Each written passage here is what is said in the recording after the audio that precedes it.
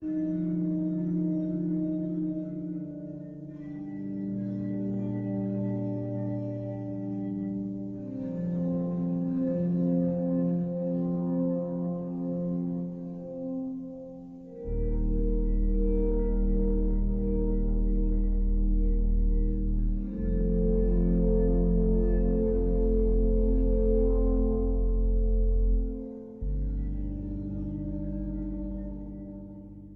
the Christmas tree carefully, Helen. And don't let the kids see it till later when it's decorated. Is that my little lark twittering out there? Yes, it is. When did my squirrel come home? Now, come and see what I bought, Torvald. But all of this. Has little Miss Spendthrift been wasting money again? Oh, but Torvald, this year we really can let ourselves go a little. This is the first we don't need to cut back. Still, we can't be wasteful. We can be a little bit reckless, can't we? Just a little bit. You're going to have a big salary and make lots and lots of money. Yes, after the new year. But then it's a whole quarter till I'm paid. So we can put it on credit till then. Nora, suppose I borrowed $1,000 today, and you spent it all in a week. And then come New Year's Eve, a slate fell on my head. And then we would have to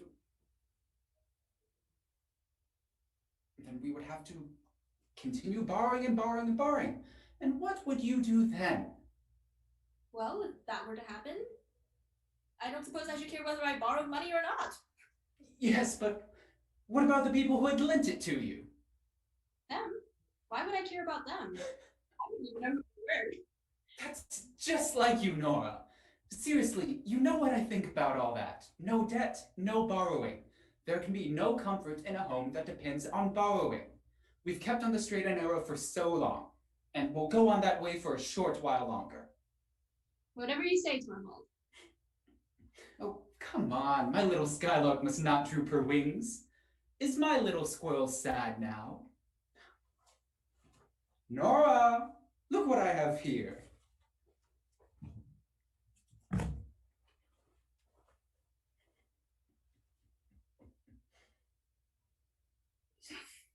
$200. Torvald, thank you. This will keep me going for a long time. It must, Nora. Well, it definitely will. Oh, but come on, let me show you what I bought. And all so cheap. Here's a new toy for a bar and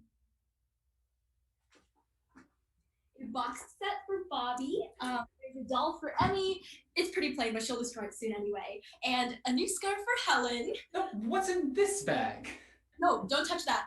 That's not for until later tonight. Very well. But now tell me, little Miss Spendthrift, what would you like for yourself? For me? Oh, I don't want anything. Oh, you must. Name something reasonable that you'd like. I really can't think of anything. Unless, Torvald, if you really wanted to give me something, you might... Out with it! Give me money, Torvald. Because you can spare. But Nora, it's... I'll wrap it up in beautiful gilt paper and hang it up on the Christmas tree. You'll never know. What's that word for people who are always wasting money? Spendthrifts, I know. We'll do as you suggest then. And then maybe I'll have time to think about what I really want. That's a perfectly sensible plan, isn't it? Indeed. That is, if you really do save the money I give you. But if you spend it all on the housekeeping, then I'll just have to give you more. But Torvald, I already told you. You can't deny it, my dear Nora. You're a darling little bird. But you do spend a great deal of money. I really do save all I can, Torvald. That's very true. All you can, but you can't save anything. No idea how many expenses we skylarks and squirrels have. You are an odd little soul. Very like your father. You always find some new way of wheedling money out of me. And as soon as you have it, it seems to melt in your hands. You never know where it's gone. You're looking rather uneasy today, Nora. Very. Look at me. Has little Miss Spendthrift been breaking rules in town again today? She hasn't paid a visit to the bakery? No, Torvald. Been nibbling on a few sweets. No. Not taking a bite of a macaroon or two. Swear, no. I'm just joking, Nora. Keep your little Christmas secrets to yourself, my darling. They will all be revealed when the Christmas tree is lit tonight, no doubt. Did you remember to invite Doc? No, but there's really no need. She always comes around at dinner time anyway. Oh, Nora, I'm so looking forward to tonight. It's so nice to be able to truly provide for your family. Do you remember last Christmas? For a full 3 weeks beforehand, you shut yourself up until well after midnight, making ornaments for the tree. Those were the most boring 3 weeks of my life. I didn't find them though. But there was precious little result. No, you shouldn't keep teasing me about that. How could I help the cats going in and tearing everything to pieces? Of course you couldn't, darling. You had the best of intentions, and that's all that matters. But it is nice that our hard times are over. It is, Torvald. It truly is. But there's one more thing that I really need to show you. If it's for me, remember, I'm not home. There's someone here to see you, Nora. A stranger. Ask them to come in. Doc came in just after her, sir. Did she go to my office? Yes, sir.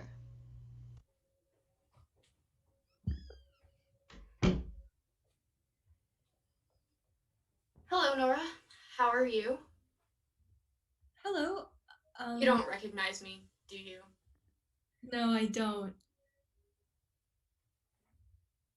Oh. Christine? Is it really you? It's me. Christine, I can't believe I didn't recognize you. Yet how could I? You've changed quite a bit, Christine. Indeed, I have in the past 10 long years. Oh, I suppose it has. Now you're here.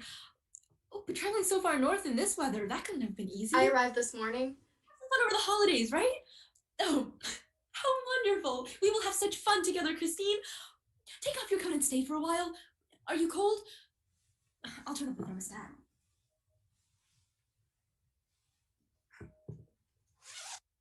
There, now you look more like your old self. It was just the first moment, I was sure. You are a little paler, Christine, and maybe a touch thinner. And much older, Nora. Perhaps a little older. Very, very little. Oh, but what a mindless idiot I've been blabbering away. Sweet Christine, do forgive me. What are you talking about, Nora? You're a widow now. Yes, for the past 3 years. I saw in the paper.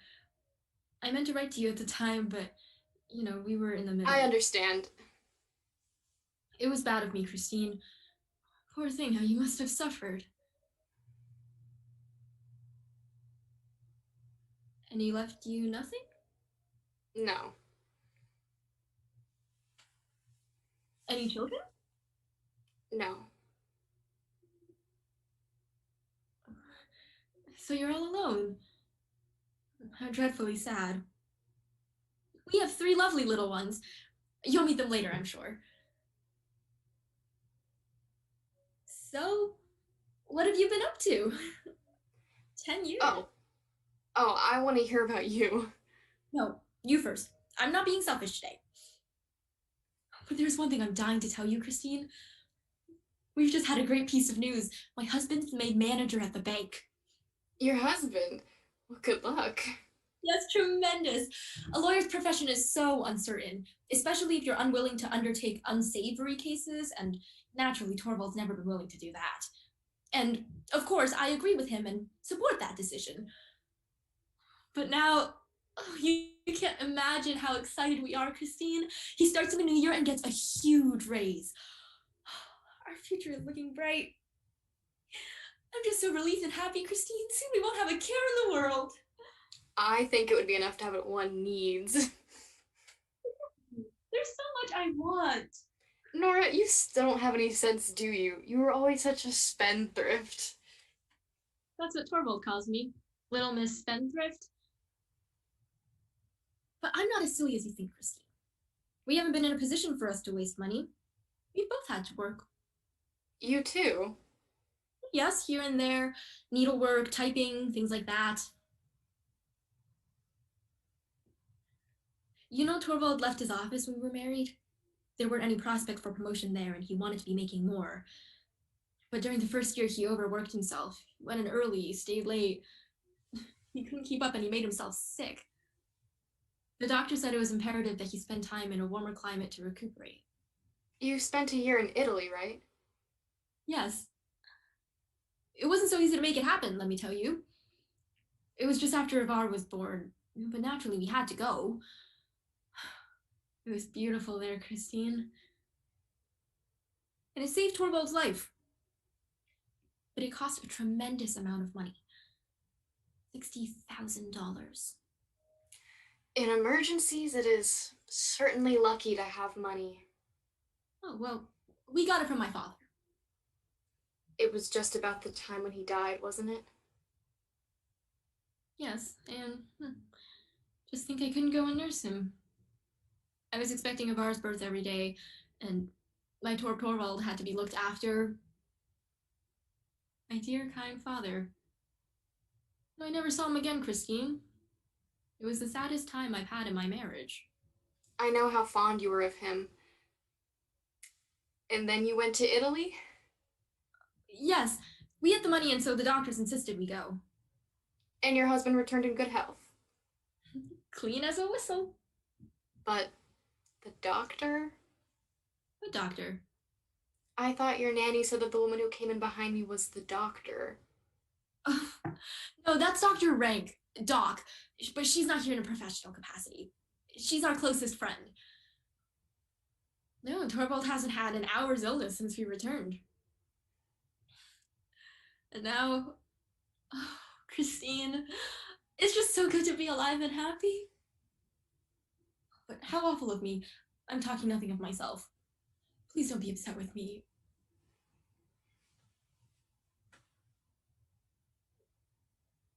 So? Is it true that you didn't love your husband? Why did you marry him? My mother was very sick, and my two younger brothers needed someone to provide for. I didn't think I could refuse his offer. Was he rich at the time then? I believe he was quite well off, but his business was a precarious one. And when he died, it all went to pieces, and there was nothing left. And then? And then I had to do anything I could. First a small shop, and then some tutoring and so on. These past 3 years have seemed like one long work week. But that's over now. My mother passed, the boys are grown. What a relief you must feel. Not quite. More empty than anything else. I have no one to share my life with anymore. Nothing to work for. But that's why I'm here. Here, hopefully I'll have the good luck to find some regular work, some office work of some kind. Perhaps Torvald could find something for you. Leave it to me, Christine. I'll bring it up delicately. Oh, it'll make me so happy to be of some use to you, Christine. You're too kind, Nora. No, more than kind when you know so little about the hardships of this life. I know so little? Nora, a little bit of needlework and things like that, you're still practically a child. You're just like everyone else, thinking I'm incapable of doing anything serious. Come on. Face the realities of this life. But, Nora, you've just told me all your struggles. Those are trifles. I haven't told you the really important thing. The important thing. You look down on me, Christine, but you have no right to. You're proud of yourself? Because you worked so hard all those years looking after your mother? I don't look down on anyone, but I am proud. I'm satisfied knowing I could make my mother's last few days a little more comfortable. And you're proud of what you did for your brothers? I think I have every right to be. As do I. But Christine, I have something to be proud of too. What are you talking about? Torvald can't know. No one in the world can know except you, Christine. What is it? Listen, I saved Torvald's life. Saved. I told you about our trip to Italy. Torvald would never have recovered if we hadn't But gone. your father gave you the necessary... But But? my father didn't give us a dime. I procured the money. You! $60,000! Every penny. Nora, how? Did you win the lottery?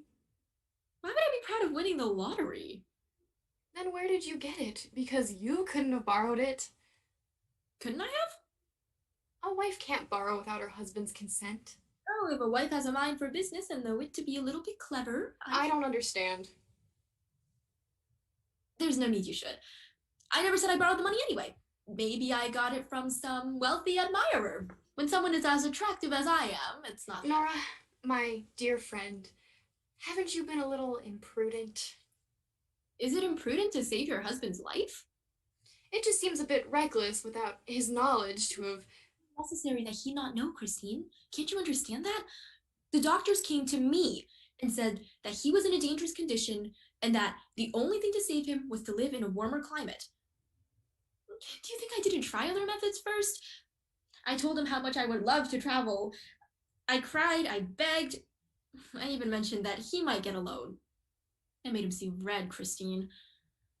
He said that I was thoughtless and that as my husband, it was his job not to indulge me in my whims and fantasies. All right, then I thought, someone must save you.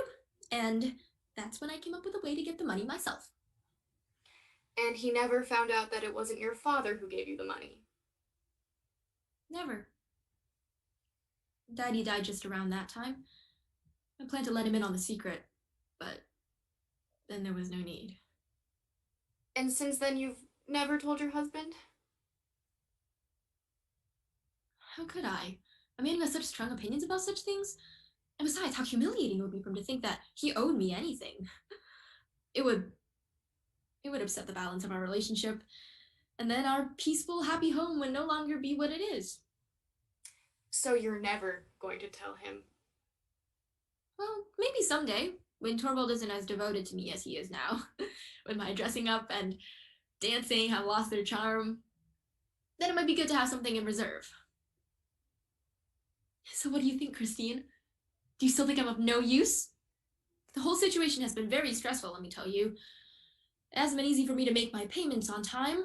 I've had to save a little here and a little there, and I haven't been able to put much aside for my housekeeping money because Torvald must have a good table, and I couldn't let the children go shabbily dressed. So it's all had to come out of your own allowance then? Well, I was the one responsible for it. Whenever Torvald gives me money for new clothes, I never spend more than half of it. And I found other ways of making money. Last winter, I was lucky enough to get typing work, and I locked myself in my room for 3 nights straight. It was quite tiring, but at the same time, it was so rewarding, Christine, to be able to sit there working and earning money. But now I'm free from care. I don't have to worry about it anymore because I can just play with the children and keep the house perfectly. Are you expecting someone? Maybe I should go. No, I'm sure it's for Torvald. Excuse me, Nora, there's someone here to see your husband. Who is it? It's me, Mrs. Helmer.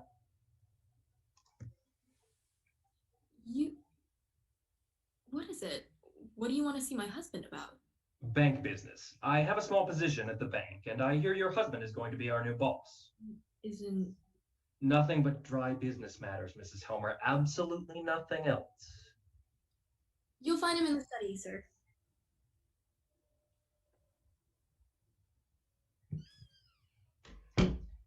Nora, who was that? A lawyer. His name is Krogstad. Then it really was him. Do you know him? I used to. He was a clerk in our town. He seems quite changed, though. He had an unhappy marriage. He's a widower now, isn't he? With several children. It's warmer in here, isn't it? They say he carries on various kinds of business. Really? I wouldn't know. Let's change the subject. Business is so dry. No, Torvald, don't mind me. I'll just go chat with Nora.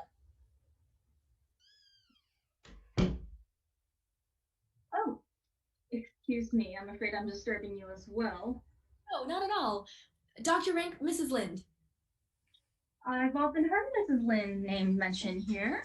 I believe I saw you come in. What brings you to town? A holiday vacation? Actually, I've come to look for work. At the holidays? How tragic. One must live, Miss Dr. Rank. Yes, the general opinion seems to be that it is necessary. Oh, Doc, you know you want to live. Oh, certainly. However wretched I may feel, I want to prolong the agony as long as possible. All my patients are like that. And the same goes for those who are morally diseased. One is, at this very moment, in with Helmer. Who's that? Oh, a lawyer by the name of Krogstad, a man you don't want to know. He suffers from a decrepit moral character, Nora, but even he was saying that it's highly preferable to be alive. What did he want with Torvald? No idea. Something about the bank, I suppose? I didn't know, what's his name, Krogstad, had anything to do with the bank. Yes, he has some small job there. I don't know whether you find also in your part of the world, Mrs. Lind, that there are certain people who go sniffing out moral corruption, and as soon as they have found some, put the person concerned into some financial position where they can keep their eye on him. Healthy natures get left out in the cold. But isn't it those who are sick who need the most taking care of? That's the exact sentiment that is turning society into a poorhouse. Why do you laugh at that, Nora? Oh, no, I'm laughing at something else entirely. Something extremely amusing. Tell me, Doc, are all the people who are employed at the bank dependent on Torvald now? Is that what you find so extremely amusing? That's my business. It's perfectly glorious to think that that Torvald has so much power over so many people. What do you say to a macaroon, Doc? Every once in a while, it's not so bad, is it? Here, Doc. And you must have one too, Christine.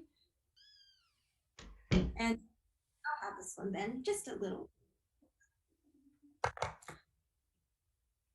Have you got rid of him, dear? Yes, he just left. Well then, let me introduce you. This is Christine, who's just arrived from out of town. Christine, I don't know who that... My dear childhood friend, Mrs. Lind. Oh, of course. She's just taken a very long journey in order to see you. Is that so?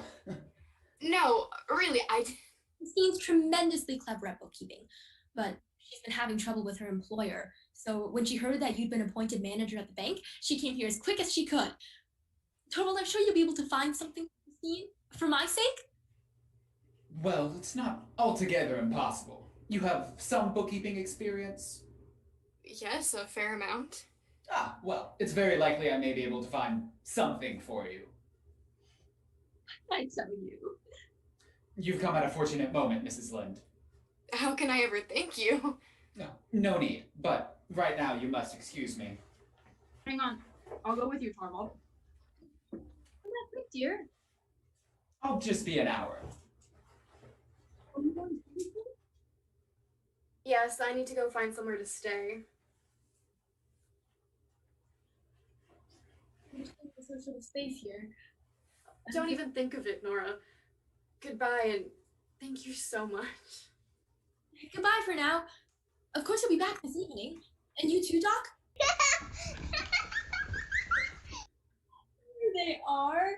Look at them, Christine. Aren't they just darlings? Come along, Mrs. Lind. This place will only be bearable for a mother now. Oh. Hello, you all look. Such red cheeks like apples and roses. What's that? Oh, you want to play something? Okay, I do have a little bit of time. I can play with you. What do you want to play?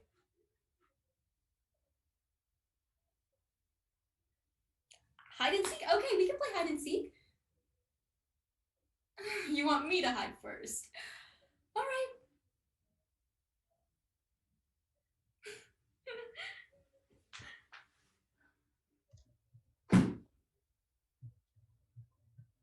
Excuse me, Mrs. Helmer?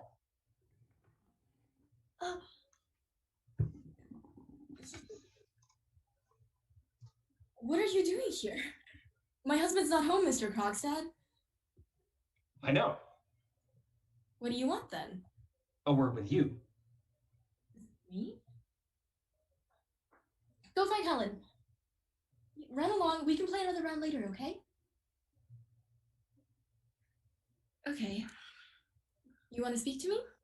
Yes, I do. Today, it's not the first of the month. No, it's Christmas Eve, and it's up to you what sort of a Christmas you'll have. What do you mean? It's impossible for me to get anything today. We don't... This is something different. I was at Olson's, and I saw your husband going down the street. With a woman. And? May I ask if it was a Mrs. Lind? It was. She's an old friend of yours, isn't she? She is, but I knew her too, once upon a time. I'm aware. Are you? Well, then you already know all about it. I thought as much. Then I can ask without beating around the bush. Is Mrs. Lind getting a job at the bank? What right have you to question me, Mr. Krogstad? You, one of my husband's subordinates. But since you're asking, yes, Christine is going to be working for Torvald. I begged him and he granted my wish. Then I was right. I do have a little bit of influence, you know? Just because I'm a woman, it doesn't necessarily follow the... When anyone is in a subordinate position, Mr. Krogstad, they really should be careful to avoid offending anyone who... Who has influence? Exactly. Mrs. Helmer, would you be so good as to use your influence on my behalf? What? It would be so kind of you to see that I am allowed to keep my subordinate position at the bank. But who's taking your post away from you? Oh, there's no need to keep up the pretense of ignorance. I understand your friend isn't eager to rub shoulders with me, and I quite understand, too, whom I have to thank for being pushed out. I assure you... I would advise you to use your influence to prevent such an unpleasant situation. But Mr. Krogstad, I have no influence. Haven't you? You just said yourself. Well, I didn't mean you to interpret it that way. What should make you think I have any influence of that kind with my husband? I've known your husband since university. I don't suppose he's any more unassailable than other husbands. If you continue to speak about my husband that way, I will have you removed from this house. You're a brave one, Mrs. Helmer. I'm not afraid of you any longer. As soon as the new year comes, I'll be free from this whole business. Mrs. Helmer, listen to me very carefully. If necessary, I am prepared to fight for my position at the bank as if I were fighting for my life. It's not about the money. There's another reason. Well, I may as well tell you. My position is this. I dare say you, like everyone else, know that once, many years ago, I was guilty of an indiscretion. I've heard something of the kind. The matter never went to court, but it didn't matter. I had been tried in the court of public opinion. So I took to the business that you know of. I had to do something, and honestly, I don't think I've been one of the worst. But now I must cut myself free from all that. My sons are getting older, and for their sake, I must try and win back as much respect as I can. This post at the bank was the first step up on the right path. Now your husband is going to kick me back down into the mud. You must believe me, Mr. Krogstad. It is not in my power to help you. That's because you haven't the will, but I have means to compel you. You don't mean that you will tell my husband that I owe you money? Suppose I were to tell him. That would be shameful of you. That he should learn my secret and in such an ugly way? And from you. It would put me in an entirely disagreeable position. Just disagreeable? Well, Do it then. It would be worse for you. My husband will see for himself what a despicable creature you are, and then you certainly won't keep your post then. I asked you if it was only a disagreeable scene at home that you were afraid of. If my husband finds out, of course he'll at once pay you what is still owed, and then we'll have nothing more to do with you. Mrs. Helmer, either you have a very bad memory, or you know very little of business. Therefore, I'll remind you of a few details. What do you mean? When your husband was ill, you came to me to borrow $60,000. I didn't know where else to go. I promised to get you that amount. You did? I promised to get you that amount on certain conditions. Your mind was so taken up with your husband's illness, and you were so anxious to get the money for your trip, that you seem to have paid no attention to the conditions of our deal. Therefore, I'll remind you. I promised to get you the money on the security of a bond which I drew up. Yes, and which I signed. But below your signature, there were a few lines constituting your father as surety for the money. Those lines he should have signed. Should? He did sign them. I had left the date blank. That is to say, your father himself should have inserted the date on which he signed the paper. Do you remember that? Yes, I think I remember. And then I gave you the bond to mail to your father. Isn't that right? Yes. And then you naturally did so because 5 or 6 days later, you brought me the bond with your father's signature. And then I gave you the money. And haven't I been paying it off regularly? Fairly so, yes, but to come back to the matter at hand, Mrs. Helmer, that must have been a very trying time for you. Your father was very sick, wasn't he? He was dying. Mrs. Helmer, do you remember what day your father died? Daddy died on the 29th of September. That's right. I've ascertained it for myself. And as that is the case, there is a discrepancy which I cannot account for. What discrepancy? The discrepancy consists, Mrs. Helmer, in the fact that your father signed this bond 3 days after his death. What do you mean? Your father died on the 29th of September, but look here. His signature is dated the 2nd of October. It is a discrepancy, isn't it? It's a remarkable thing, too, that the words 2nd of October, as well as the year, are not written in your father's hand, but in one I think I know. Of course, it can be explained.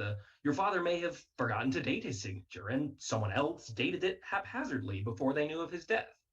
There's no harm in that. It all depends on the signature of the name, and that is genuine, I suppose, Mrs. Helmer. It was your father himself who signed his name. No, it was not. I signed Daddy's name. Are you aware that that is an incriminating confession? In what way? You'll have your money soon. Why didn't you send the bond to your father? It was impossible. He was so sick. If I had asked him for his signature, I would have had to tell him that my husband's life was also in danger. And with him being so sick himself, I couldn't tell him that. It was an impossible situation. It would have been better for you if you had given up your trip instead. That trip saved my husband's life. I couldn't have given it up. Mrs. Helmer, you evidently do not realize what it is that you're guilty of. But I can assure you that my one false step, which cost me all my reputation, was nothing more or less than what you have done here. Do you expect me to believe that you have the courage to risk it all to save your wife's life? The law doesn't care about your motive. The law is a very foolish thing. Foolish or not, it is the law by which you will be judged if I produce this paper in court. Is a daughter not allowed to spare her dying father anxiety and care? Is a wife not allowed to save her husband's life? I don't know much about legal matters, but I'm certain that there must be laws allowing things like this. Have you no knowledge of such laws, Mr. Krogstad? You must be a very bad lawyer, then. Maybe.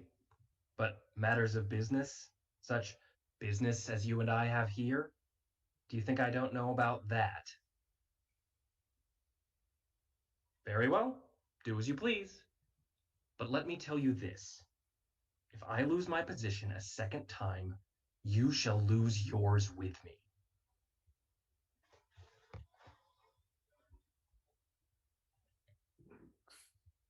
Ridiculous. Trying to scare me like that? Still... No, it's impossible. Mom, are you finished with the man? Yes, dears. But don't tell anyone about him, okay? Not even Daddy. Okay, Mama, can we play now? No, not now. Mom, but Mama, you promised. I know, loves, but I can't right now. Run along.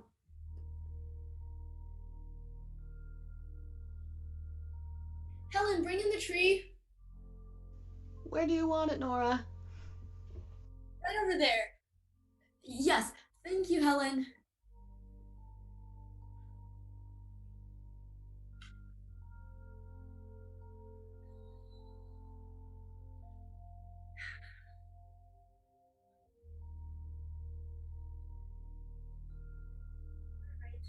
Bells over here, and an ornament there. Oh, wait.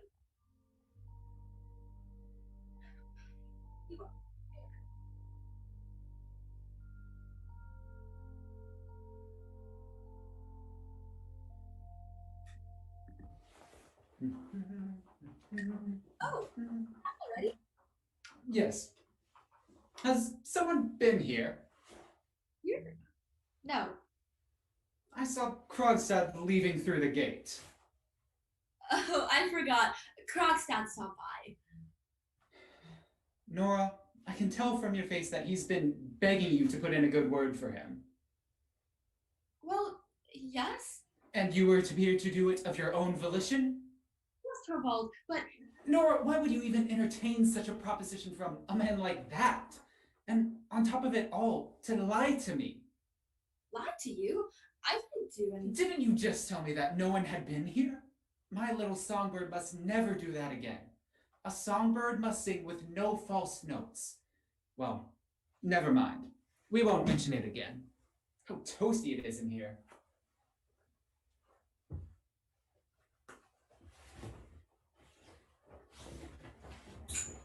I'm so excited for the costume ball at the Sten board the day after tomorrow. Are you very busy? Well, What is all that? bank business. Already? I got authority from the retiring manager to undertake some necessary changes in the staff, and I need to make use of this week off so that everything is in order for the new year. That was my poor Krogstad. If you weren't so busy, Torvald, I'd ask a tremendously big favor of you. What is it? Could you help me come up with something to wear for the ball? I need your help. Don't worry, I'll think of something. Thank you. Oh, how funny this look. Was it really so bad what this Krogstad fellow did? He forged a name. Do you have any idea what that means? Well, what couldn't have been possible that he had to do it? Yes, it is. I'm not so heartless as to condemn a man altogether because of a single false step. No, you wouldn't, would you, Torvald? Many men have been able to restore their character if they take the appropriate punishment. Punishment? But Krogstad did nothing of the sort. He got away with it by a cunning trick. Just think how a man like that has to lie and play the hypocrite in front of everyone. How he has to wear a mask in front of those near and dear to him, even before his own wife and children. And the children. That's the most awful part of it all, Nora. An atmosphere of lies infects the whole life of a home. Do you really believe that? Almost everyone who went down the wrong path had a deceitful mother. Why do you say only mother? It usually seems to be the mother's influence, though naturally a bad father's would have the same result. This Krogstad has been persistently poisoning his own children with lies and deceit. That is why I say he has lost all moral character. And that is why my darling, innocent wife must promise me not to plead his cause. It would be impossible for me to work with him. I literally feel physically sick when I'm in the company of such people.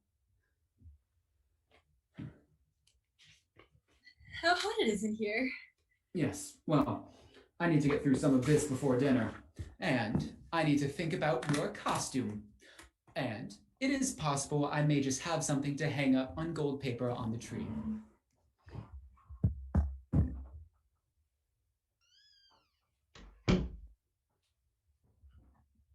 Deprave my children? Poison my home?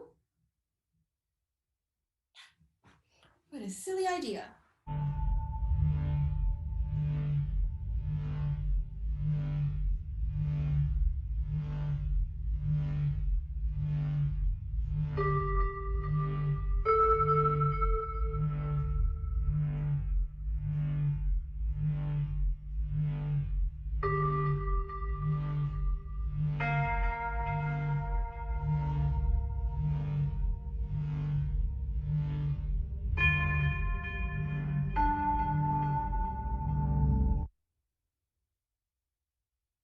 Someone's coming.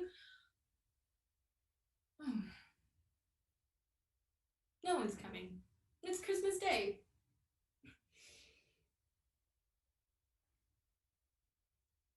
Nothing in the mailbox. I'm being ridiculous. He can't really mean to go ahead and do all of that. I found the dress, Nora. Oh, thank you, Helen. Bring it over to the table. But it's in bad shape. It could use some mending.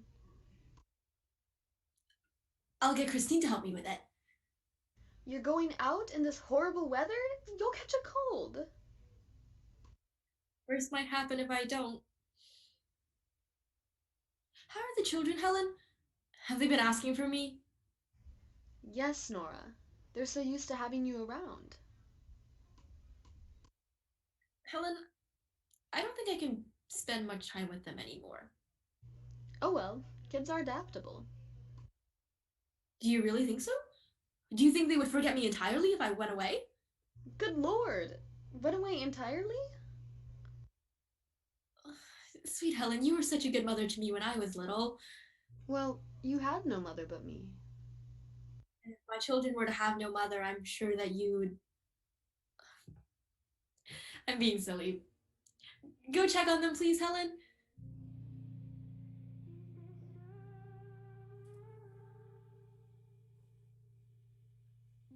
Only, well, I could be sure no one would come.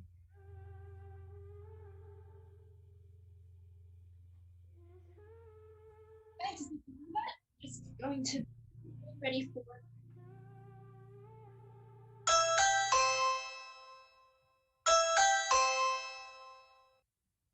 Someone's here.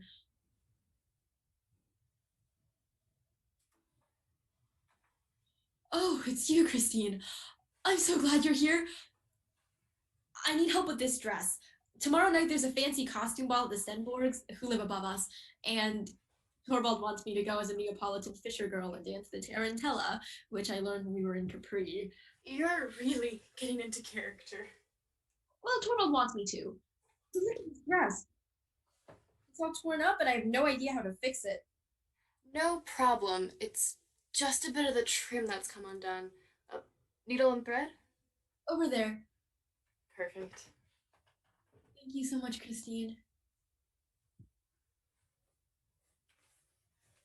So, you're going to be all dressed up tomorrow. I'd love to see you in your fine feathers. Oh, where are my manners? I've completely forgotten to thank you for such a delightful dinner last night. Is Dr. Rank always as depressed as she was yesterday? No, yesterday was quite bad. I should tell you that she has syphilis. Her father was quite depraved and engaged in all sorts of unsavory pastimes.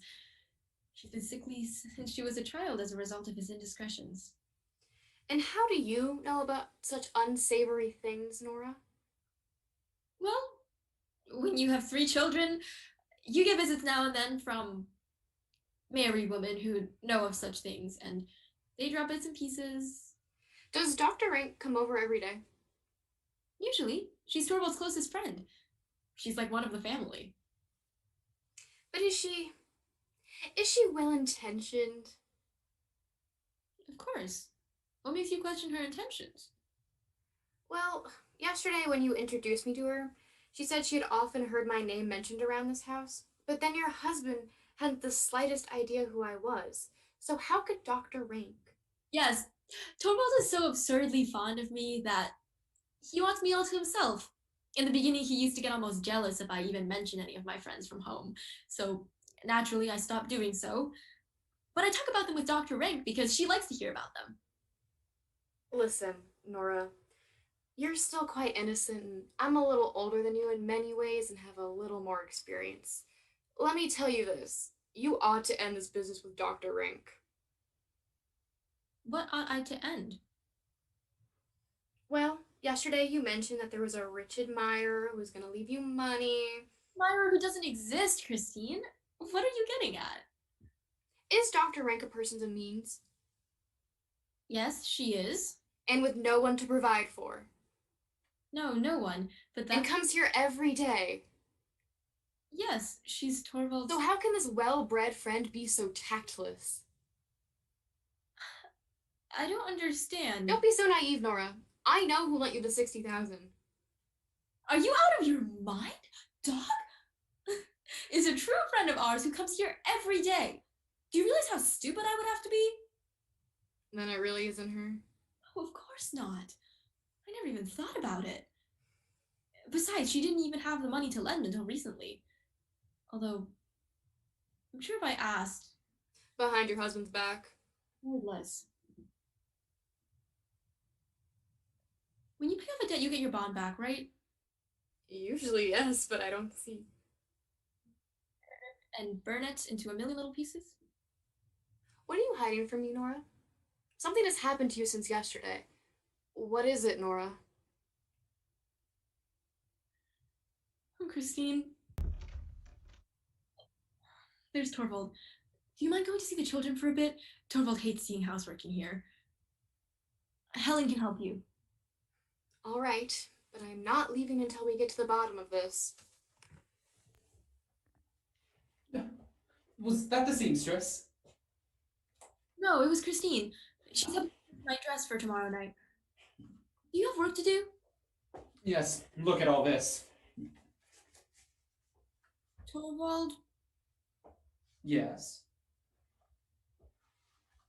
If your little squirrel were to ask you for something very, very nicely, What is it? would you do it? I'd like to know what it is first, Nora. Your squirrel would run about and do all her tricks if you would be nice and do what she wants. Your skylark would chirp about in every room. Nora, you can't possibly mean that request you made to me this morning. Yes, Torvald, I'm begging you. Are you seriously bringing it up again? Torvald, you must do as I ask. You must let Krogstad keep his job at the bank. I gave his position to Mrs. Lind. Yes, and it was very kind of you to do so. But couldn't you just as well have fired some other clerk instead of Krogstad? Oh, this is incredible. All because you thought to give him a thoughtless promise. I'm somehow expected to bend over backwards. That isn't the reason. It's for your own sake. This man writes in the most scathing newspapers. You told me so yourself. He can do you an unspeakable amount of harm. Ah, I see. Remembrances of the past have made you anxious. What? I assume you're thinking about what happened to your father. Yes. Yes, of course. Don't you remember what those vultures wrote about Daddy? And how horribly they slandered him? I truly believe they would have gotten him dismissed if the department hadn't sent you in to set it all straight. My little bird, there's quite a big difference between your father and me. Your father's reputation as a public official wasn't exactly above board. Mine is, and will continue to be for as long as I hold my office. You don't know what stories these men come up with. We deserve to be free from care here in our peaceful home. You, me, and the children. That's why I'm begging you. People at the bank already know that I'm planning to let Krogstad go. Do you want them to think that the new boss changes his mind along with his wife's moods? But what if they thought that? Of course, as long as you get your way. Do you seriously think I'm going to present myself as a mere puppet before my entire staff? to let people think that I'm to be swayed by all sorts of outside influences. And besides, it's impossible for me to employ Krogstad at the bank as long as I am manager. Why is that? His moral failings I could perhaps overlook, if necessary. Good, couldn't you? And I hear he's a good worker too. But I knew him when we were in college. It was one of those impulsive friendships that I've come to regret a great deal. We were once on very intimate terms with one another. But this man has zero discretion. On the contrary, he thinks our previous relationship gives him every right to be on familiar terms with me. Every time he sees me, it's, "Hey, Helmer, old pal." It's extremely uncomfortable for me. It would make my position at the bank intolerable. Well, I can't believe you. What? Why not? Because it is such a narrow-minded way of looking at things. Narrow-minded? Do you think I'm narrow-minded? No, just the opposite. And it's exactly for that reason. Nope, you said it. I'm narrow-minded. Very well. I'm putting an end to this. Helen! Where are you going? Helen, mail this letter at once. Yes, sir. Now then, little Miss Stubborn. What's that letter? Krogstad's dismissal. Call her back, Torvald. There's still time. Do it for my sake, for the children's sake. You hear me, Torvald? Call her back. It's too late.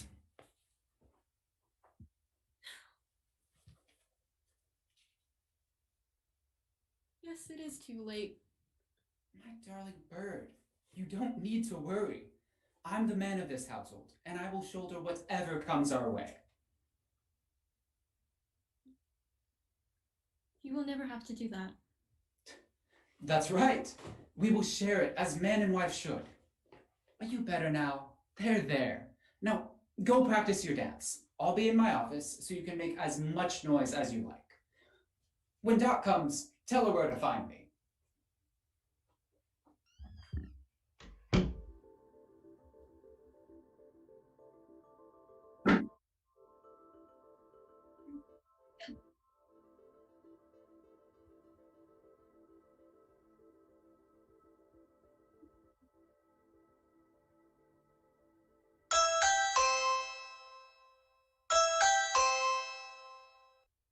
Look, anything but that.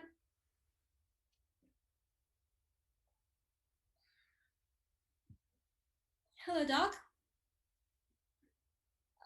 I'm sorry, but Torvald is busy at the moment. And you? Oh, you know very well I always have time for you. Thank you.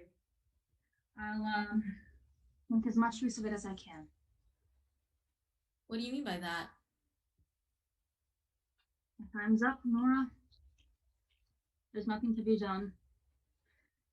Lately, I've been taking stock of my internal inventory and, bankrupt. Within a month, I'll be rotting in some churchyard. What an awful thing to say. The thing itself is what's ugly. There's, only one more exam I need, and when it's done, I'll know for certain what's to come. But there is something that I wish to say to you, Nora. Helmer's refined nature gives him an aversion to all things ugly. I won't have him in my sick room. But, Doug... I won't have him there, Nora. Not on any account. I bar my door to him. As soon as I'm quite certain that the worst has come, I shall send you my card with a black cross on it, and then you will know that the loathsome end has begun. You're quite dramatic today. And I was hoping you'd be in a good mood. With death stalking me. I have to pay this penalty for the father's sin. Is there any justice in that? And every single family, in one way or another, some such inexorable retribution is being exacted, and I can't just cheerful. It's a laughing matter, the whole thing. My poor innocent spine has to suffer for my father's youthful amusements. I suppose you mean he was too partial to cakes and pâté. Yes, and to truffles. Truffles, yes. And oysters too, I suppose. Oh, oysters, of course. That goes without saying. And heaps and ports of champagne. It is sad that all these nice things should take their revenge on our bones. Especially that they should revenge themselves on the unlucky bones of one who has not had the satisfaction of enjoying them. That's the saddest part of it all. Dear dog, you can't let death take you away from us. It's a loss you'll easily recover from. Those who are gone are soon forgotten. Do you believe that? Well, people form new relations and they move on and... Well, both you and Helmer, when I'm gone. You yourself are already on the high road to it, I think. What did that Mrs. Lind want here last night? Oh, you're not jealous of poor Christine, are you? Of course I am. She'll be my successor in this house. Look, when I'm done for, this woman will come in here and she'll be the new doc. Don't speak so loudly. She's in the next room. Today, again. There. You see? She's just here to help me with my dress. Play nice, Doc. Tomorrow you'll see how well I'll dance, and you can imagine I'm doing it all for you. And for Torvald, of course. When I'm sitting here talking to you like this, I can't imagine what would have become of me if I'd never come into this house. You do feel thoroughly at home with us, don't you? And to be obliged to leave it all in a single fleeting moment. You are not going anywhere. And not be able to leave behind one token of gratitude, scarcely even a fleeting regret, nothing but an empty chair. And if I were to ask you for... No. For what?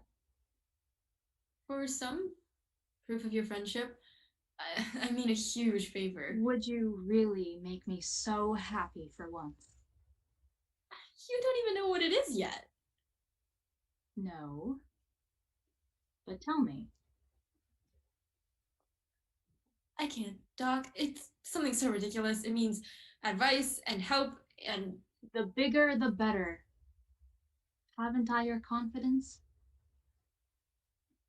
More than anyone else. And so I will tell you. Well, Doc, it's something I need help preventing. You know how devotedly, how inexpressibly deeply Torvald loves me? He would never for a moment hesitate to give his life for me. Nora, do you think that he's the only one? The only one? The only one who would gladly give his life for your sake.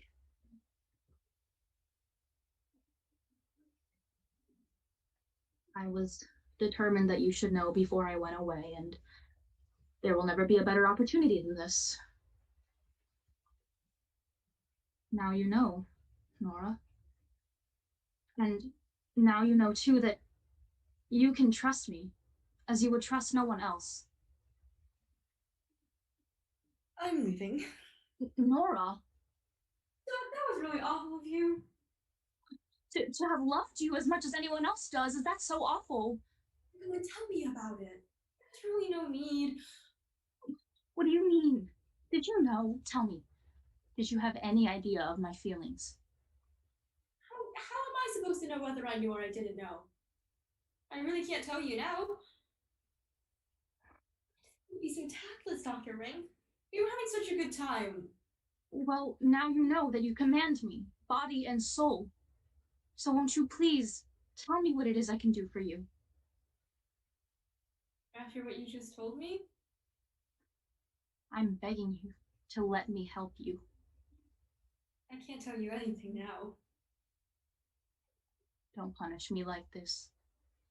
Let me do for you whatever a man may do. You can do nothing for me now. Besides, I really didn't need help. Everything's going to be fine.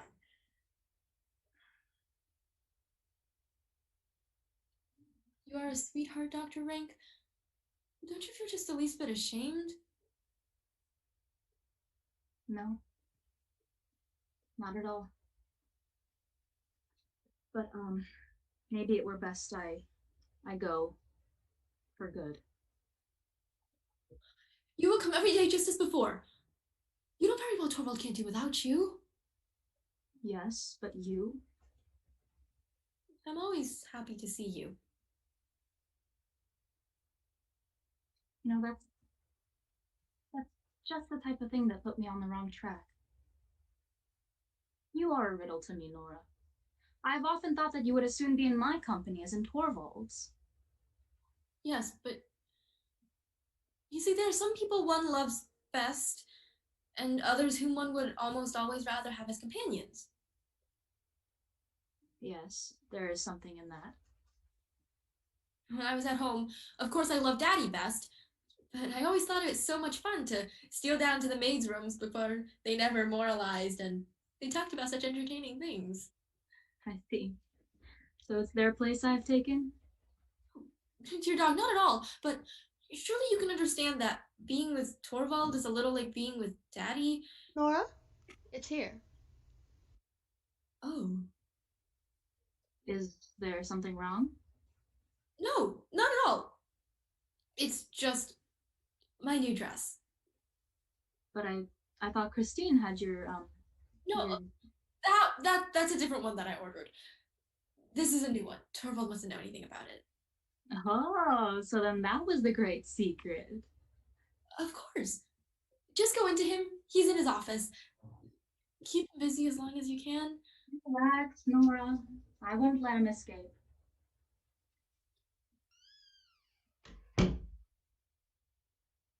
He's in the kitchen? Yes, he came up the back stairs. Did you tell him no one was home? Yes, but it made no difference to him. He says he won't leave until he sees you. Well, let him up then. But be quiet, Kellen. Don't tell a soul. It's a surprise for Torvald. Yes, Nora.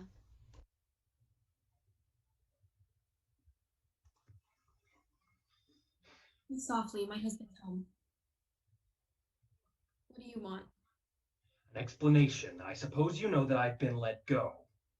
I couldn't prevent it, Mr. Krogstad. I fought as hard as I could, but... Does your husband love you so little? He knows what I can do, and yet he still... anything about it. Well, since you've kept the matter so carefully to yourself, I suppose you have a little clearer idea than you had yesterday of what actually you have done? More than you could ever teach me. Yes, such a bad lawyer as I am. What do you want? Only to see how you're doing, Mrs. Helmer. Even a mere subordinate, well, a man like me, even I have a little of what you would call feeling. Show it then. Think of my children. Have you and your husband thought of mine? I only wanted to tell you that you need not take this matter too seriously. In the first place, there will be no public accusation made on my part. No, of course not. I'm sure of that. This whole thing can be handled amicably. There's no reason why anyone should know anything about it. It will remain a secret between us three. My husband must never know anything about it. How will you be able to prevent it? Might understand that you can pay the balance that is owing? Or perhaps you have some way to raise the funds in the near future? No. No way that I can make any use of. Well, in any case, it would be of no use to you now. Even if you stood there with the exact amount in your hands, I still wouldn't give you back your bond. Why not? What do you plan to do with it? Just hang on to it. Keep it in my possession. No one who's not concerned in the matter need know anything about it, so that if the thought of that has driven you to any desperate resolution... It has. If you had it in your mind to run away from home? I had. Or even something worse? What in the world? Most of us think of that at first. I did too. But I didn't have the courage. Neither do I.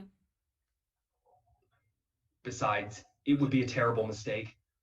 Once the first storm at home is over, I have a letter for your husband in my pocket. Telling him everything? In as lenient a manner as possible. He can't get that letter. Tear it up. I'll find some way to get you the money. You Mrs. Helmer, I'm not asking your husband for a cent. What do you want? To rehabilitate myself, Mrs. Helmer, and I need your husband's help to do so. For the last year and a half, I have not had a hand in anything dishonorable. I was content to work my way up step by step. But now that I've been turned out, I want to move along. I want to return to the bank in a higher position. I am asking your husband to make a place for me. He will never. He will. I know him. And once I'm employed there again with him, you'll see. Within a year, I'll be the manager's right-hand man. It will be Nils Krogstad and not Torvald Helmer who truly manages the bank. That day will never come. Do you mean that you will? I have enough courage to prevent that. Oh, you don't scare me. A spoiled housewife like you. You'll see. You will see. Under the ice, perhaps. Down into the cold, coal black water. And then in the spring, float up, all horrible and unrecognizable with your hair falling out. You can't frighten me. Nor you me. People don't do such things, Mrs. Helmer. Besides, what good would it be? I have him completely in my power either way. Don't do anything foolish. When Helmer has my letter, I'll be expecting an answer from him. Goodbye, Mrs. Helmer.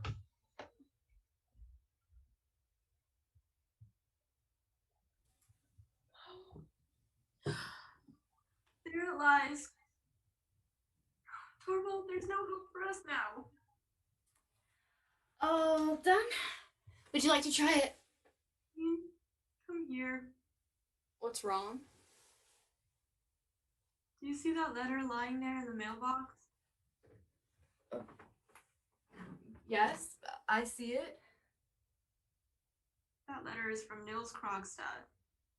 Nora, it was Krogstad who lent you the money? Yes, and now Torvald is going to find out everything. Believe me, Nora, that is best for both of you. No. You don't understand, Christine. I forged a name. Oh, Nora. Christine, you must be my witness. Your witness? What do you want me to do? I don't know what you're... If all were to happen to me, anything that, for instance, might prevent me from... Nora, what are you saying? If there was someone who wanted to take all the responsibility, the blame, you understand, then you must be my witness, Christine. I and I alone did the whole thing. Remember that. I will, but I don't understand. How could you understand? A wonderful thing is going to happen. A wonderful thing. Yes. A wonderful thing. But it's so terrible, Christine. I'm going to go speak with Krogstad right now. Oh, he'll hurt you. There was a time when he would gladly do anything for my sake. Nils? Oh, what's that? Nora! Nora! What is it? Don't worry, we're not coming in. Are you trying on your dress? Yes, I am. It looks wonderful, Torvald. I'm going to speak with him right now. No use. The letter's lying there in the box. And your husband keeps the key? Always. Then Krogstad must come up with an excuse to ask for his letter back unread. Usually when Torvald opens the mail. Then you must distract him. I'll be back as soon as possible. Can we come in yet? Come on, Doc. No. What's this? Doc led me to expect a splendid transformation. Well, I understood so, but apparently I was mistaken. Nobody will have the chance of admiring me in my dress until tomorrow. Oh, Nora, you look exhausted. Have you been practicing too much? No, I haven't practiced at all. But you have had all this time. Well, it's just that I can't get by without your help. I've forgotten the whole thing. Please help me, Torvald. I'm so nervous about it. All the people. You must give yourself up entirely to me tonight. Not the tiniest bit of business.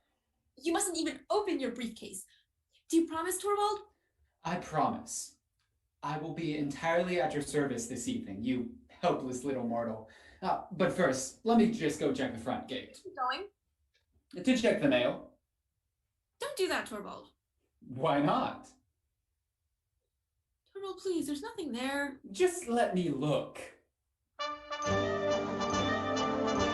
Aha! I don't practice with you now.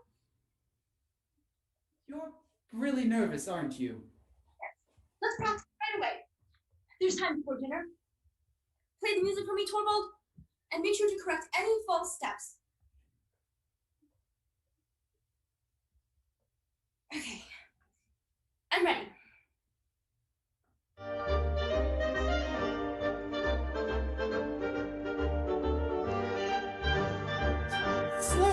Slower, Nora.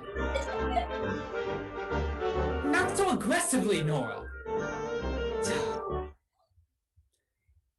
That's not it at all. Didn't I tell you I needed help? Here, let me do the music. Yes, please.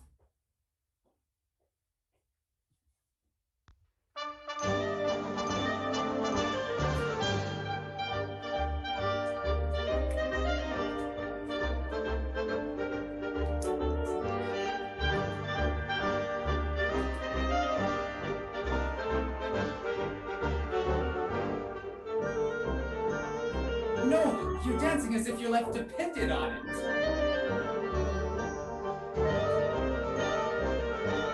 Stop the music, Rain. This is madness. Stop! Nora, you've forgotten everything I've taught you. Yes. I told you I needed your help. Promise me you'll help me, Torvald?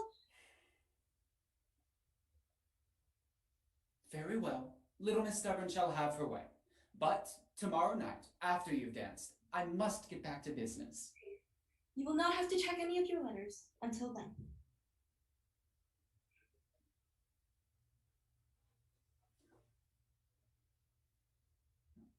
Helen? Bring out some champagne tonight. Yes, Are Nora. we having a party? Yes, we're having a champagne bash until dawn. And afterwards, Helen, lots just for once. Come, don't be so wild and nervous. Yes, dear. You and Doc go in to dinner. I need Christine to help me fix my hair.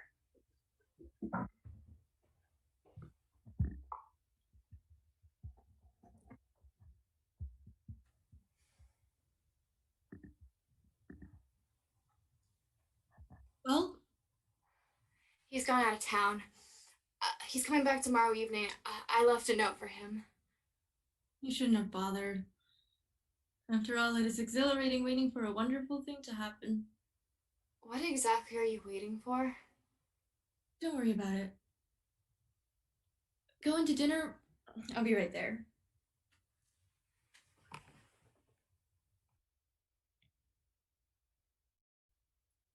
$5:00. It's 7 hours till midnight. 24 hours till the next midnight. 24 and 7. 31 hours till left. Where's my little skylark? Here she is!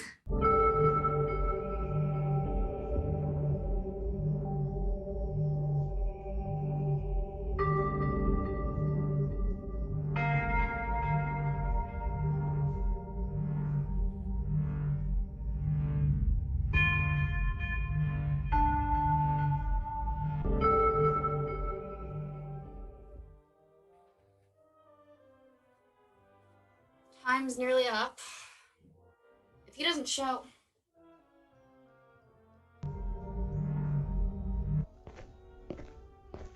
Oh, there he is. Come in. I got your note. It is absolutely necessary that I speak with you. Really? And is it absolutely necessary that it be here? I don't live alone. Come in. There's no one here. The Helmers are at a holiday party upstairs. Now, Nils, let's talk. We have a great deal to say to one another. I shouldn't have thought so. No, you've never properly understood me. Was there anything else to understand except what was obvious to all the world? A heartless woman jilted a man when a more lucrative opportunity presented itself? Do you really think I did what I did with a light heart? Didn't you? If it were as you say, then why did you write to me as harshly as you did at the time? It was my only option. I had to end things, and so it was my duty to put an end to all that you felt for me. So that was it. And all for the sake of money. Don't forget that I had a helpless mother and 2 younger brothers. We couldn't wait for you, Nils. Your prospects seemed hopeless then. When I lost you, it was as if all the solid ground went out from under my feet. Look at me now. I'm a shipwrecked man clinging to a bit of wreckage. But help may be near. It was. But then you came and stood in my way. Unintentionally, Nils. It was only today that I found out it was your place I was taking at the bank. I believe you, if you say so. But now that you know, you will step aside, won't you? No. Because that would not benefit you in the least. You said you were like a shipwrecked man clinging to some wreckage? I have good reason to say so. Well, I am like a shipwrecked woman. No one to mourn for, no one to care for. That was your own choice. There was no other choice then. Well, what now? Nils? How would it be if we 2 shipwrecked people could join forces? What are you saying? 2 people on the same piece of wreckage stand a much better chance than each on their own. What do you suppose brought me to town? All my life, I have worked, and it has been my greatest and my only pleasure. But now I feel so alone in the world. My life is so terrifyingly empty, and I feel so lost. There's no pleasure in working for oneself. Nils, give me someone and something to work for. Can I trust you? Yes. Do you know what they think of me here? It seemed to me that you implied with me you might have been quite a different man. I'm certain of it. Is it too late now? Christine, are you aware of what it is that you're saying? Yes, I can see that you are. Have you really the courage, then? I want to be a mother to someone, and your children need a mother, Nils. We 2 need each other. Nils, I have faith in your real character. With you, I can face anything. Oh, Christine, with you by my side, I may finally be able to clear my name. But I forgot. Shh. The Tarantella. You have to go. Why? What is it? When that song is over, they'll be back. Yes. Okay, I'll go. But it's no use. Of course, you don't know what steps I've taken in the matter of the Helmers. Yes, I know all about it. And in spite of that, you have the courage to... I understand to what lengths a man in your position might go to. If only I could undo what I've done. It's too late. Your letter is lying in the locked mailbox. Are you sure of that? Quite sure, but the dance... Is that what this was all about? You wanted to save your friend at any cost. Tell me the truth. Is that it? Nils, a woman who was once sold herself for another's sake doesn't do it a second time. I will ask for my letter back. No. Yes, of course I will. I'll wait here till Homer comes.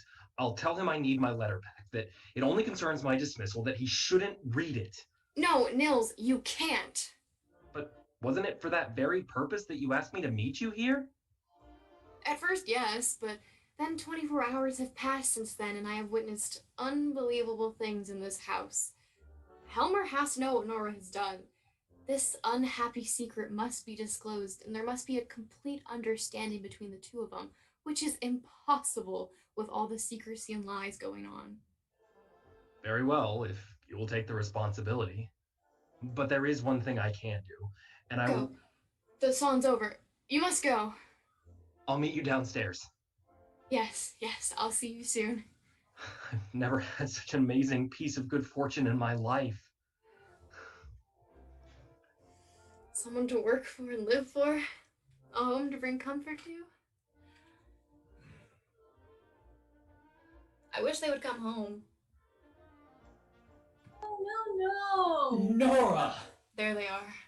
I don't want to go home. I want to go back upstairs. Not a single minute more, my sweet. You know that was our agreement. Come along now. Please, only 1 hour more. But Nora!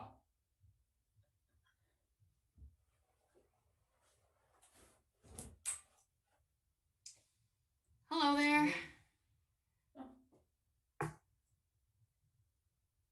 Christine. You're here late, Mrs. Lind. Yes, excuse me. I was just so excited to see Nora in her dress. Have you been sitting here waiting for me? Yes, unfortunately I was too late when I came by and you had already gone upstairs, but I couldn't have left without having seen you. Yes, take a good look at her, Mrs. Lind. Isn't she charming? Everyone at the party thought so. But she is terribly self-willed, this sweet little thing. What are we going to do with her? I had to practically carry her home. Torvald, you will regret not letting me stay. Listen to her, Mrs. Lind. She had danced her tarantella, and it had been a tremendous success, although perhaps a trifle too realistic. Do you think I was going to let her stay and spoil the effect? Indeed not. I took my charming little Capri maiden on my arm, took one quick turn around the room, a curtsy on either side, and, as they say in novels, the beautiful apparition disappeared. An exit ought always to be effective, Mrs. Lind, though I can't seem to make Nora understand that. Boy, it is warm in here. Well? I spoke with him. Yes, and... Nora, you have to tell your husband the truth. You have nothing to be afraid of as far as Krogstad is concerned, but you must tell him. I can't. Then the letter will. Thank you, Christine. Now I know what I must do. Well, Mrs. Lind, have you admired her? Yes, and now I will say good night. What? Already? I'm afraid so. Good night, Nora, and don't be so self-willed anymore. That's right, Mrs. Lind. Good night, Mr. Helmer. Good night. Get home safe now. Ugh, at last we got rid of her. Aren't you tired, Torvald? Not a bit. On the contrary, I feel quite energetic. And you? I'm very sleepy. I think I'll go to bed right away. You see, it was right of me to take you home when I did. Everything you do is quite right, Torvald. Now you're speaking reasonably. Did you see what good spirits Rank was in this evening? Really? Was she? I didn't speak to her at all. I haven't seen her in such good form in a very long time. It is delightful to be at home by ourselves again, to be all alone with you, you charming little thing. Torvald, don't look at me like that.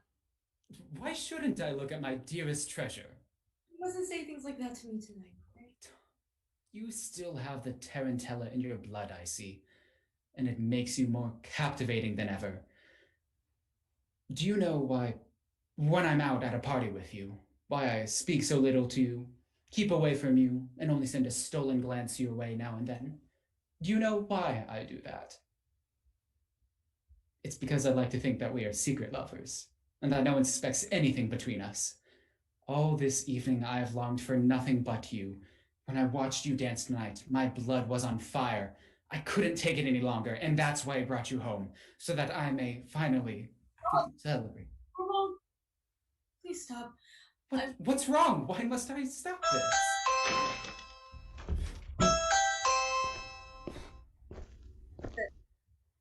Who is it? It's me. Could I come in for a minute? Oh, what does she want now? Just a minute! How nice of you to drop by. Yes, I thought I heard your voice and decided to, drop by. It seemed like you were having a ball of a time upstairs. Well, why shouldn't I? I mean, why shouldn't one enjoy everything in this world? Or at any rate, as much as one can for as long as one can. The wine was superb, wasn't it? It's incredible how much I managed to put away. Torvald drank tequila tonight too. Oh, did he? Yes. He's always in such good spirits afterwards. Well, why shouldn't one enjoy a merry evening after a day well spent? Doc, you must have been occupied with some scientific investigation today. Oh. Listen to that! Nora talking about scientific investigations. And may I congratulate you on the result? Indeed, you may. It was favorable then. Oh, the best possible for both doctor and patient. Certainty. Certainty. Oh, absolute certainty. So, wasn't I entitled to make a merry evening of it after that? Certainly, Doc.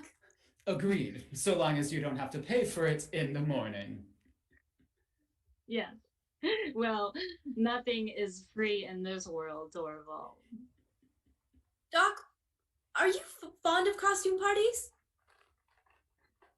Yes, if the costumes are good. Well then, what should we two wear to the next one? Little bird, are you already thinking of the next one? We too. Yes. You shall go as a good fairy. How does one appropriately dress as a good fairy? Well, she can wear what she wears every day. Oh, aren't you sly? And what'll you be? Oh, my dear friend, I have quite made up my mind about that. Well? At the next costume party, I shall be invisible. Oh, that's a good one. Oh, but I almost forgot why I came. Helmer, please give me a cigarette for the walk home. But of course. Thank you kindly. And now, goodbye. Good night, Doctor. Sleep well, Doc. Oh, well, thank you for that wish. Wish me the same. You? Well, if you want me to sleep well. Thanks for the cig.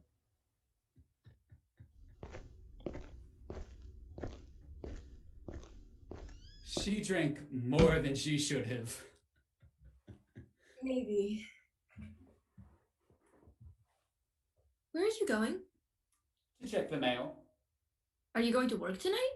Oh, you know very well I'm not. Oh, look at that. Look how many of them there are. What's this? 2 letters from Rank.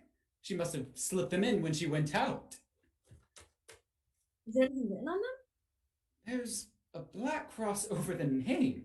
How morbid. It looks like she's announcing her own death. That's exactly what she's doing. She told me that when the cards came, it would be her final farewell to us. She means to shut herself up and die. My poor friend. I knew she wouldn't be around forever, but so soon. I can't imagine our life without her. With all her suffering and loneliness, she was like a cloudy background to our sunlit happiness. Well, perhaps it's for the best. For her, anyway. And perhaps for us too, Nora. Now it's just us. You know, Nora, I've often wished that you might be threatened by some great danger, so that I could risk my life in order to prove myself to you. Read your letters, Torvald. No, not tonight. I just want to be with you, my lovely wife. Is the thought of your friend's death? Yes, you're right. The thought of death, it's very unpleasant. We'll go to our own rooms and try to rid our minds of such ugliness. Good night, my little bird. Sleep well. I'll read through my letters.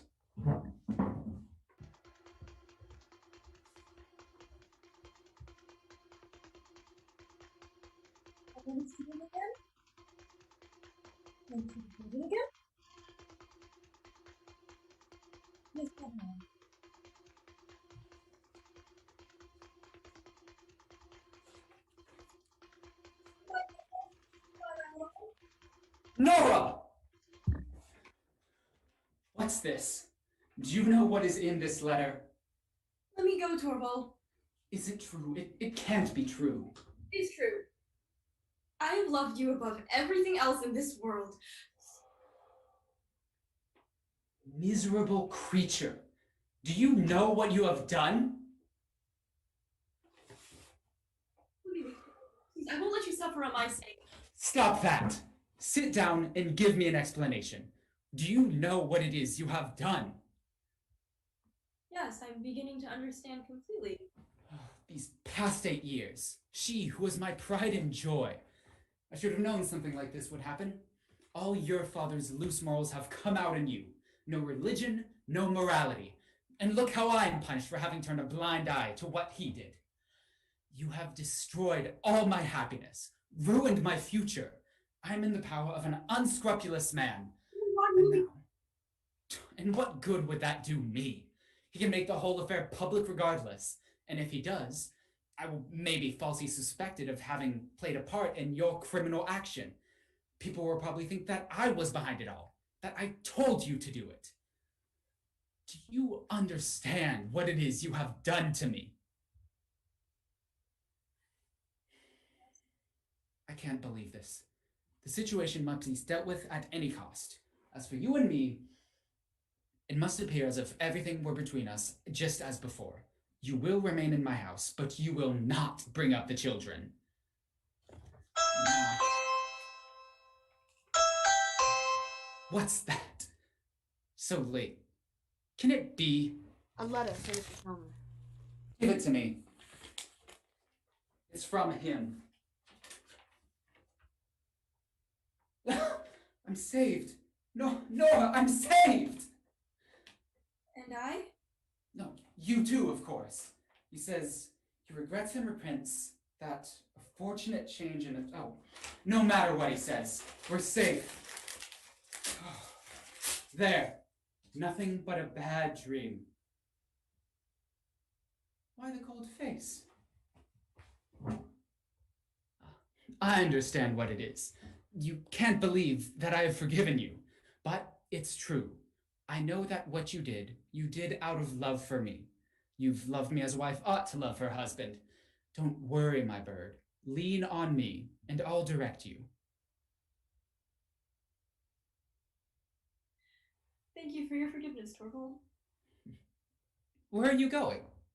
To change out of my costume. Yes, try to relax, my little bird. Don't worry about a thing. I have broad wings to shelter you. How warm and cozy our home is, Nora. Here, I will protect you like a hunted dove that I saved from a hawk's claws. Tomorrow morning you'll look upon it all quite differently, and everything will be just as it was before. There's something so indescribably satisfying when a man finally rescues his wife. What? Not in your pajamas? Why have you changed your clothes? Yes, Torvald, I've changed. But it's so late. It's not that late. Sit down, Torvald. You and I have a lot to say to one another. But, Nora. No. Nora, I don't understand. No, that's just it. You don't understand. You don't understand me, and I have never understood you either. Not until tonight. Torvald, this is a settling of accounts. What do you mean? Torvald, we've been married for 8 years. Has it never occurred to you that in this time, this is the first time we are sitting down together in earnest to get to the bottom of something? We've never had a serious conversation about anything. Nora, what are you saying? When I lived at home with Daddy, he used to tell me his opinion about everything. And so I had the same opinions as him, or else I pretended to, because otherwise he wouldn't have liked it. He called me his doll child, and he used to play with me like I used to play with my dolls. And when I came to live with you, I was simply transferred from Daddy's hands to your hands. You arranged everything according to your own taste.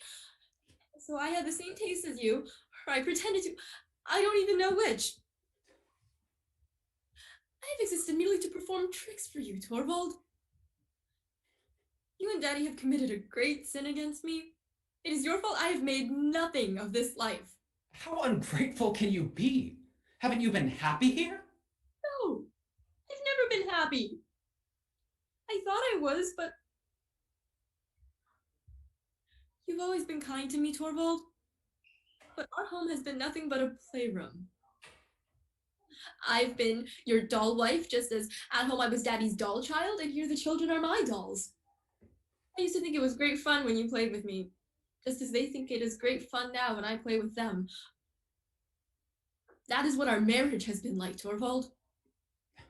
There's some truth in that. Exaggerated and overblown as it is. But from now on, it'll be different. Playtime is over, and lessons shall begin. Whose lessons? Mine or the children's? Both yours and the children's, my darling Nora. Torvald, you are not the man to educate me on how to be a proper wife to you. And how am I fit to bring up children? Nora! Didn't you say yourself that you don't trust me to raise them?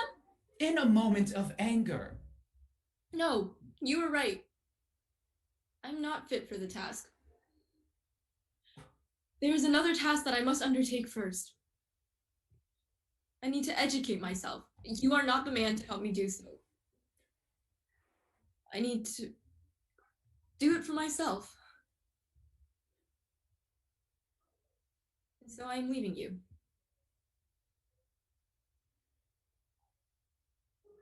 What did you just say? I need to stand on my own 2 feet if I'm to figure out who I really am. And so I can't stay here any longer. Are you out of your mind? I won't allow it. I forbid it. There's no use forbidding me anything anymore. I will only take what belongs to me. I will take nothing from you either now or later. Tomorrow I'll go home. You ridiculous, foolish women. To desert your home, your husband, and your children. This is how you would neglect your most sacred duties? Before all else, you are a wife and a mother. I believe that before all else, I am a human being, just as you are. I know most people would agree with you, Torvald, but I'm no longer satisfied with what most people think or believe. I need to think things over for myself and make up my own mind. You talk like a child. You don't understand the conditions of the world in which you live. No, I don't. But I need to try. I need to figure out who is right, the world or I. You are out of your mind. I never felt my mind so clear and certain as tonight. And is it with a clear and certain mind that you abandon your husband and your children? Yes, it is. Then there is only one possible explanation. You do not love me anymore.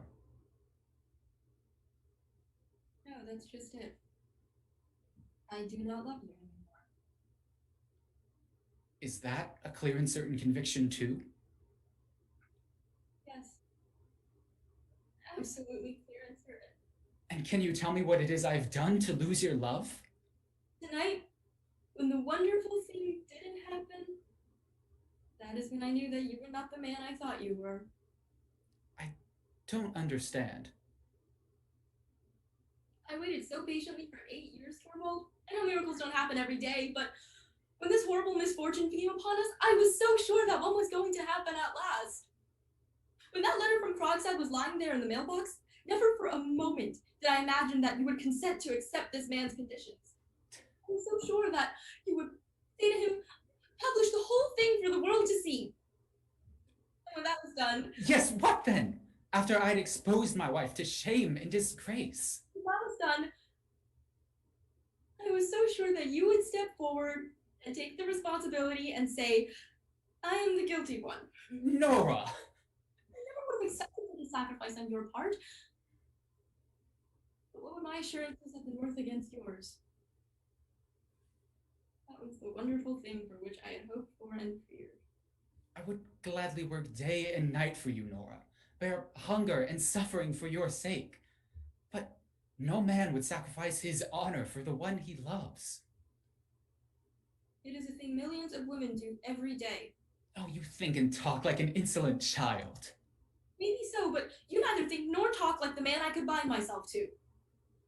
After your fear was over, and it wasn't fear for what threatened me, but from what might happen to you, as soon as that was over, it was as if nothing had happened at all. I was still your little bird, your doll, which you in future would have to treat with doubly gentle care because it was so fragile and delicate. That is when I realized that for 8 years, I have been living with a strange man and have borne 3 children. An abyss has opened between us. But, Nora, would it not be possible to fill it back up? As I am now, I am no wife to you. I have it in me to become a different man. Perhaps. If your doll was taken away from you. But depart from you, Nora. No, I can't accept that. I must. That it must be done. No, Nora, not now. Wait until tomorrow. I can't spend another night in a strange man's room. Goodbye, Torvald. I won't see the little ones. As I am now, I'm of no use to them. But you are my wife, whatever becomes of you. Listen, Torvald. I've heard that when a wife abandons her husband's home, as I am doing now, he is free from all legal obligations towards her. You are not bound to me in any way, and I'm not bound to you either. There must be perfect freedom on both sides.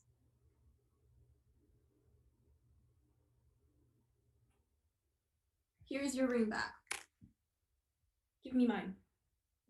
That too? That too.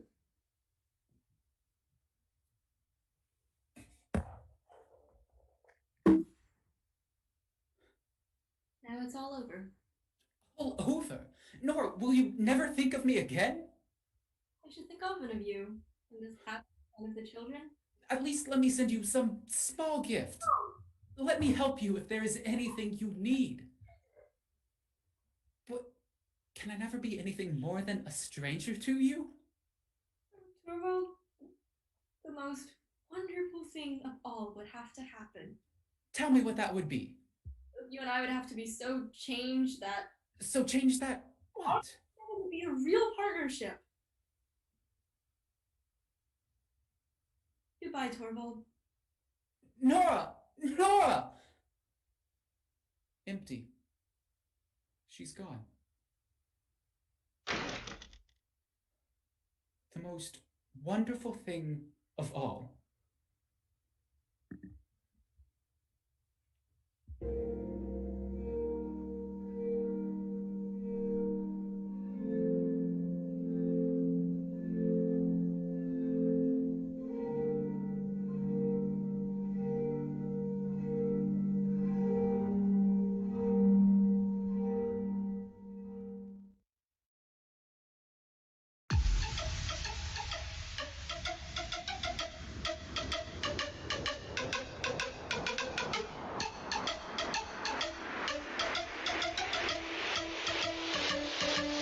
Bye.